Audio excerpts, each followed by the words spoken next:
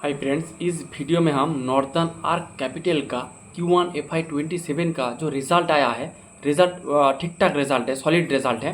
उस रिज़ल्ट के बारे में हम डिटेल में एनालिसिस करेंगे। फर्स्ट ऑफ ऑल इसका बिजनेस मॉडल हम एनालिसिस करेंगे। अगर आप देखेंगे इसका जो बिजनेस मॉडल है ये थोड़ा कॉम्प्लिकेटेड है, तो हम इस कॉम्प्लिकेटेड बिजनेस मॉडल को सिंपल लैंग्वेज में आपको बताएंगे।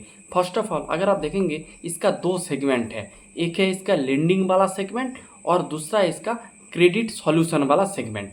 तो जो लेंडिंग वाला जो सेगमेंट है इससे इसको जो आपके इंटरेस्ट इनकम आते हैं, और जो क्रेडिट सॉल्यूशन वाला जो सेगमेंट है इसमें इसका खुद का पैसा नहीं लगता है, इससे इसका फी इनकम आते हैं।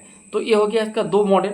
उसके बाद अगर आप जो लेंडिंग वाला बिजनेस है उसमें इसका दो पार्ट है, एक है इसका B2B वाला पार्ट और एक है इसका B2C वाला पार्ट। पहले हम B2C वाला पार्ट के बारे में डिस्कस करेंगे।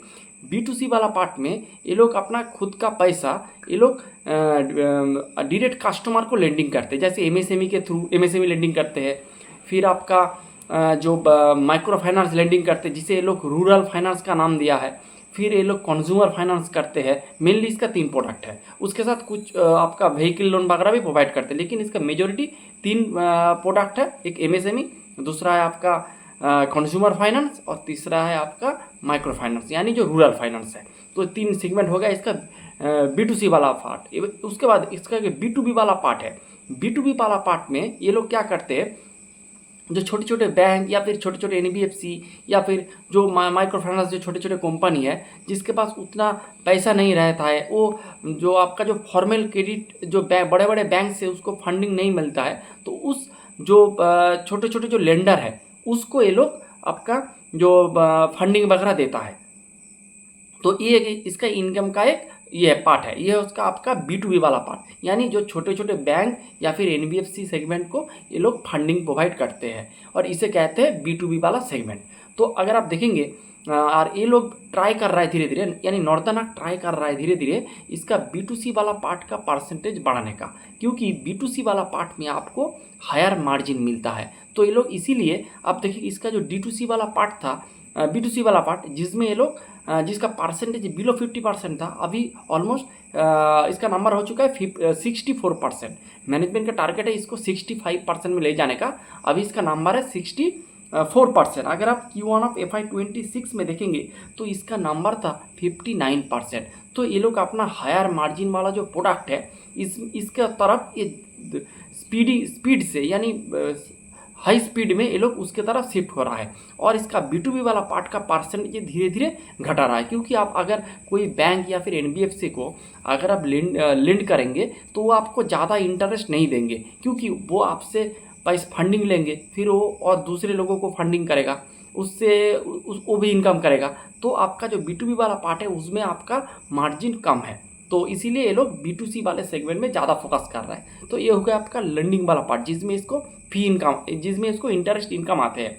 और एक इसका एक पार्ट है जो है इसका क्रेडिट सॉल्यूशन वाला पार्ट। क्रेडिट सॉल्यूशन में ये क्या करते हैं, ये आपका ब्रोकिंग का काम करते हैं। ये जो कोई जो बैंक वगैरह है, अगर इसको कोई भी आपका को लेंडिंग का ज़रूरत पड़े, यानी आपका जो सपोज एक बैंक को अगर 100 करोड़ का अगर फंडिंग चाहिए, सपोज कोई एक बैंक इसको वो जो आपका जो नॉर्दर्न आर्क क्या करते हैं, जिसको 100 करोड़ का फंडिंग चाहिए, ये 2-3 आपका बैंक या फिर इंस्टीट्यूशन प्लेयर या फिर इंश्योरेंस कंपनी इसको लेके आते हैं, और इसको लेके उसको जैसे 100 करोड़ का फंडिंग मिल जाए उसका सॉल्यूशन ये लोग कर देते हैं। इससे इसको एक रेवेन्यू फी इनकम वगैरह आ जाते हैं। फिर कुछ आपका एसेट जो AMC का काम कर देते हैं, कुछ आपका उसके बाद और बहुत सारे काम, इसका एक टेक पार्ट भी है, SaaS मॉडल में कुछ काम करते हैं दूसरे बैंक के लिए। तो इस तरीके से इसका फी इनकम आते हैं, और इस सेगमेंट में इसको कोई भी फंडिंग करने का ज़रूरत नहीं पड़ता है।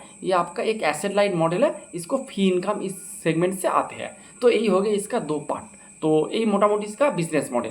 अब चलते हैं इसका रिजल्ट में। अगर आप इसका रिजल्ट देखेंगे, फर्स्ट ऑफ ऑल इसका रेवेन्यू 26% से ग्रो किया है, और मैनेजमेंट का गाइडेंस था कि ये लोग अपना जो रेवेन्यू है इसको ये मोटा मोटी 22 से 25% में ग्रो करेंगे। यानी मैनेजमेंट का जो गाइडेंस था उससे बेहतर इसका परफॉर्मेंस हुआ है। फिर इसका अगर हम नेट इंटरेस्ट इनकम देखेंगे वो 32% से ग्रो किया है, क्योंकि इसका जो D2C वाला पार्ट है बहुत बढ़िया परफॉर्मेंस किया है।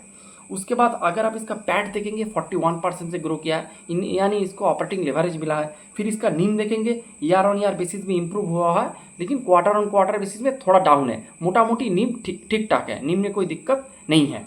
फिर उसके बाद अगर आप इसका D2C वाला मिक्स देखेंगे तो मैंने पहले ही बताया D2C वाले मिक्स के ऊपर, जो ये लोग अपना D2C वाले मिक्स को परसेंटेज बढ़ा रहा है क्योंकि उसमें आपको हायर मार्जिन मिलता है। तो D2C वाला पार्ट में इसका परसेंटेज जो 59% था अब वो बढ़ के हो चुका है ऑलमोस्ट 64%। और इसमें अगर आप देखेंगे 3 मेन पार्ट है। एक ही MSME वाला पार्ट 40% ईयर ऑन बेसिस में ग्रो किया है। इसका कंज्यूमर फाइनेंस वाला पार्ट 66% से ग्रो किया है। और इसका जो रूरल फाइनेंस वो भी 26% से ग्रो किया है। और इसका अगर आप डिसबर्समेंट देखेंगे रूरल फाइनेंस में यानी माइक्रो फाइनेंस में बहुत अच्छे लेवल से ग्रो किया है। और अगर आप इसके एसेट क्वालिटी के बारे में देखेंगे तो MSME का थोड़ा एसेट क्वालिटी थोड़ा डिटोरेट हुआ है, क्योंकि उसका अगर आप एक्स बाकेट कलेक्शन एफिशिएंसी देखेंगे थोड़ा डाउन हुआ है। इसके बारे में जब कनकल होगा इसके ऊपर आपका आंसर मिल जाएगा।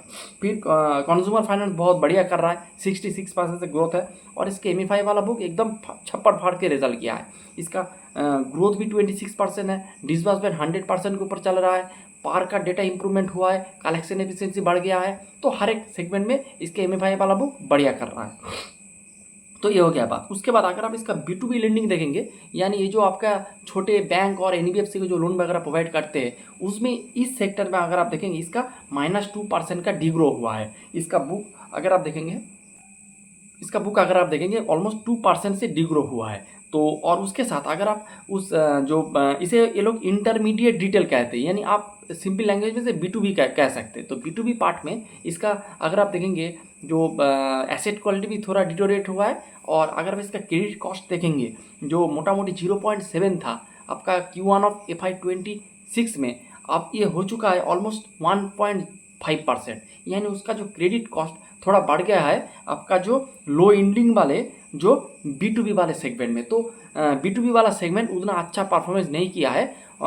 खैर वो जो आपका परसेंटेज घट रहा है धीरे धीरे, लेकिन उसका परफॉर्मेंस थोड़ा डिटोरिएट हुआ है। ये एक मेरे को लगता है एक प्रॉब्लमेटिक सिचुएशन है B2B वाला सेगमेंट में। तो ये और उसके साथ फी इनकम वाला अगर आप सेगमेंट देखेंगे उसका भी नंबर थोड़ा गिरा है। जो 27 करोड़ था Q1 ऑफ FY26 में, अभी वो घट के आ चुका है 22 करोड़। तो इसका आपका जो क्रेडिट सॉल्यूशन वाला यानी फी इनकम वाला जो पोर्शन था वो भी थोड़ा फी इनकम घटा है। तो इस वजह से आप देखेंगे उसका रेवेन्यू का जो ग्रोथ है वो थोड़ा डाउन हुआ है, क्योंकि आपका जो नेट इंटरेस्ट इनकम बहुत बढ़िया है, क्योंकि आपका D2C वाला सेगमेंट बहुत बढ़िया काम किया है, लेकिन उसका फी इनकम घट गया है। इसीलिए रेवेन्यू का ग्रोथ आप देखेंगे नेट इंटरेस्ट इनकम के ग्रोथ से थोड़ा कम हुआ है, यही बात है, लेकिन ओवरऑल ठीक ठाक है। फिर इसका क्रेडिट कॉस्ट देखेंगे कंसोलिडेटेड बेसिस पे 3 से घटकर हो चुका है 2.6% ईयर ऑन ईयर बेसिस में। और क्वार्टर ऑन क्वार्टर बेसिस में थोड़ा इंप्रूवमेंट है। आपको कभी भी Q4 के साथ Q1 को कंपेयर नहीं करने का, क्योंकि Q4 होता है आपका सबसे अच्छा वाला क्वार्टर और Q1 सबसे बुरा वाला क्वार्टर। तो अच्छे वाले से के साथ बुरा वाला को, यानी एक रोल के क्लास का एक रोल के साथ आप कभी भी क्लास का 99 जिसका रोल है लास्ट बेंचर है उसके साथ आपको कभी भी कंपेयर नहीं करने का है। तो ये भी इसके साथ भी बात है। फिर इसका ROE अगर आप देखेंगे 2.4 से 2.7 हुआ, ईयर ऑन ईयर बेसिस में इंप्रूवमेंट है। और ROE देखेंगे 9.3 से बढ़कर हो चुका है 11.5%। कॉस्ट टू इनकम का रेशियो मोटामोटी स्टेबल है। GNP 1.2 से घटकर हो चुका है 1, NNP का नंबर 0.6 से घटकर हो चुका है 0.5%। तो हर एक सेगमेंट में इसका इंप्रूवमेंट है, बहुत बढ़िया है। और इसका अगर आप गाइडेंस अगर आप देखेंगे मैनेजमेंट का गाइडेंस था कि हम मोटा मोटी 22 से 25% का AUM ग्रोथ करेंगे। और अगर आप देखेंगे उसी लेवल से 26% से इसका AUM ग्रो हुआ है, तो बहुत अच्छी बात है। फिर अगर आप देखेंगे कॉस्ट ऑफ बोरिंग का मैनेजमेंट का गाइडेंस था 8.5 से 8.6 रहेगा। अगर आप कॉस्ट ऑफ बोरिंग देखेंगे Q1 का तो वो है आपका 8.5%, ये भी सही है। फिर अगर आप इसका क्रेडिट कॉस्ट का गाइडेंस देखेंगे 2.7 से 2.8% का क्रेडिट कॉस्ट का गाइडेंस था, अभी कितना है 2.6% है। तो ये भी गाइडेंस के अनुसार परफॉर्मेंस किया है।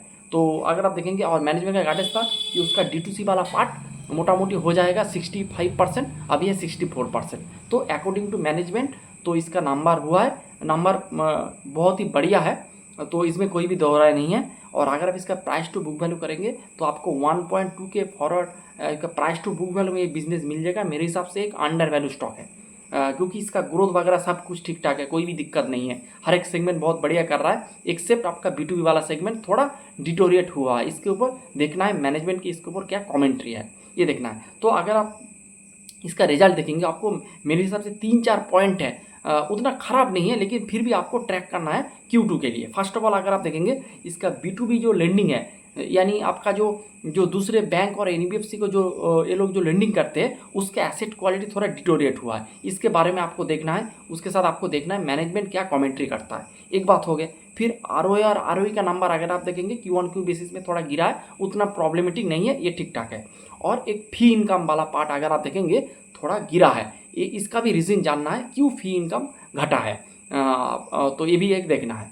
तो और एक बात अगर आप देखेंगे इसका जो B2C का जो MSME वाला जो सेगमेंट है उसमें आप देखेंगे आपका एक्स बकेट जो कलेक्शन एफिशिएंसी है वो थोड़ा डाउन हुआ है, इसके बारे में भी देखना है क्यों ये डाउन हुआ है। अगर मैनेजमेंट जो कमेंट्री में शायद इसके ऊपर आंसर कर देगा, और आप इसके बाद आप Q2 भी आएगा, उसमें भी हम ट्रैक करेंगे।